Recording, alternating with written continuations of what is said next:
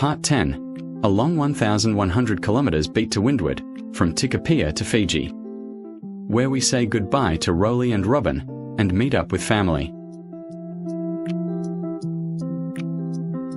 Our sail from Tavanapupū to Tikopia had some longer overnight legs. We entered the strong southeast trade headwinds area. A stop at Mosquito Anchorage in Malolo Island had us climbing up a huge strangler fig tree.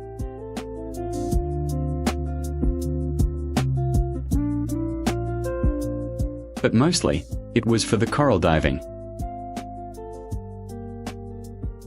and watching a striped wetsuit scare away sharks. Then to Ndendo Island and Lada to clear customs for the Solomons.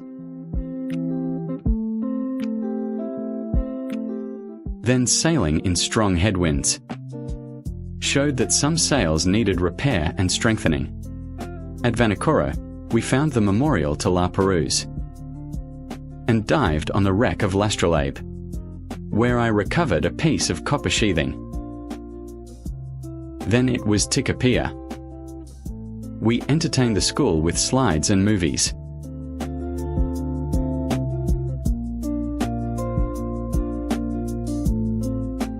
And were invited to dine with Te Ariki Tafua.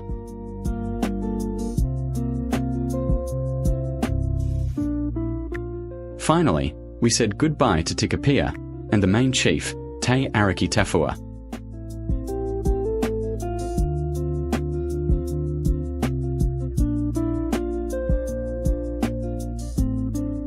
After a 9-day slog to windward, the wind dropped away near Fiji, so we motored in, with the light on Yasawa Island appearing, where it should, at 11 p.m. on the 26th of July, 1977.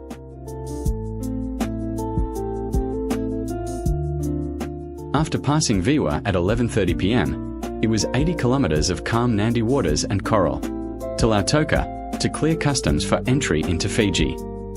Lautoka, second largest city of Viti Levu after Suva, and the western capital. Into the harbour to clear customs. Then around to anchor with other cruising yachts. To our surprise, the cruise liner Fairstar came into port. We were back in tourist land.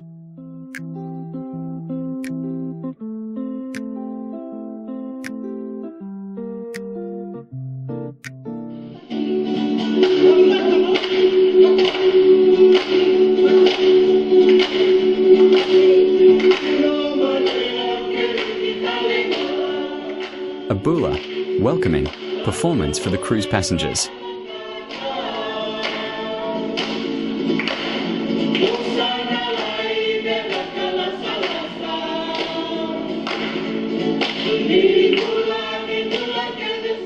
The Lautoka Bula Festival was on, and we were there for the grand parade.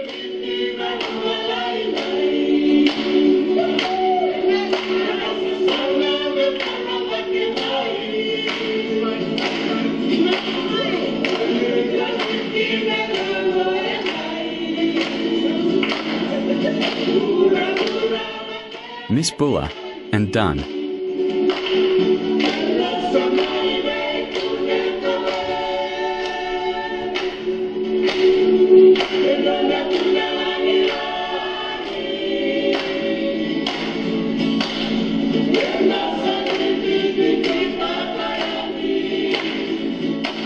Not a lot of joy showing in the ethnic Indian population.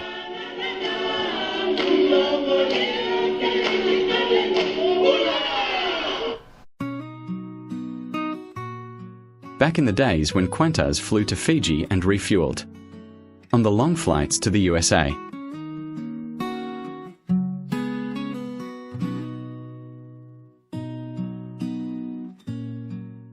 After our introduction to Fiji, Sue's parents arrived. We had a permit to visit the Yasawa Islands.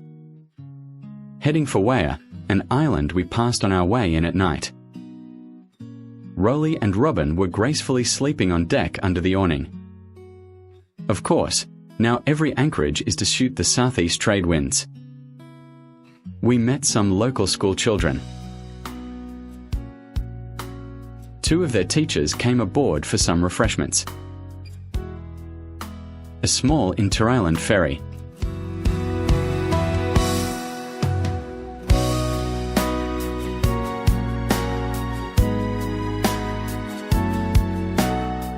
From Waya to Somosomo on Navidi Island, the first of the Yasawa group, into a nice, protected anchorage.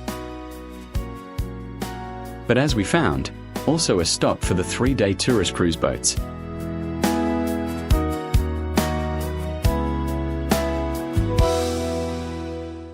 The dry side of Fiji, so copra can be safely dried in the sun.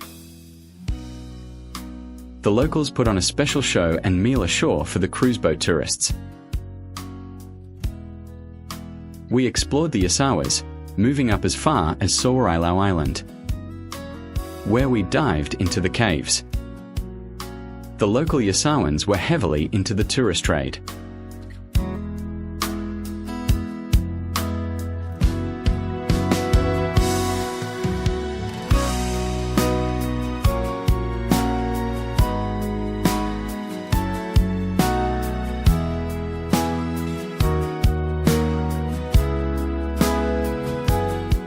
Preparing the kava for the tourists.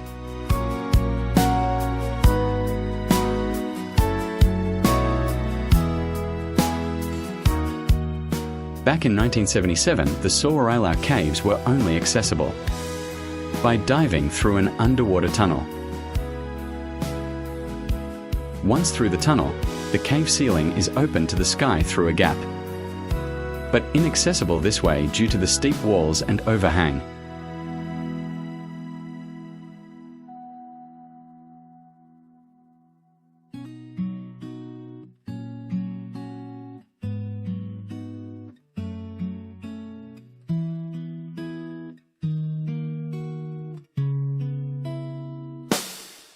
The daredevil Rolly found a way to scale partway up the wall. Then it was time to sail down to Nandi and the airport to meet with Sue's sister and her daughters flying in, and to say goodbye to Rolly and Robin. We anchored in front of the Nandi Sheraton, at that time the only development on the coast. To wait for sister to arrive, she had booked for a night. Of course, we explored the resort while waiting. The mandatory kava bowl for later in the evening. From the Sheraton across to Malolo Lailai, Little Malolo. The girls electing to go by sailing ferry, rather than risk seasickness on our small boat. Then into Malolo, more or less following the marked ferry track.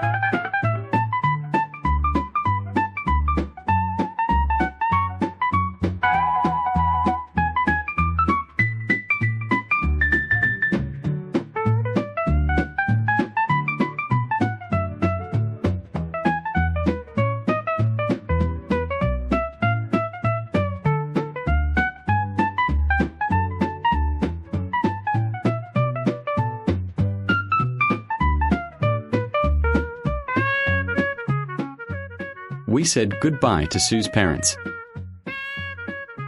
and stayed at Malolo Lailai for another day or so, then continued on to explore more of Fiji. Next, we sail around to Suva, stopping at various resorts and meeting up with the girls who are traveling by hire car.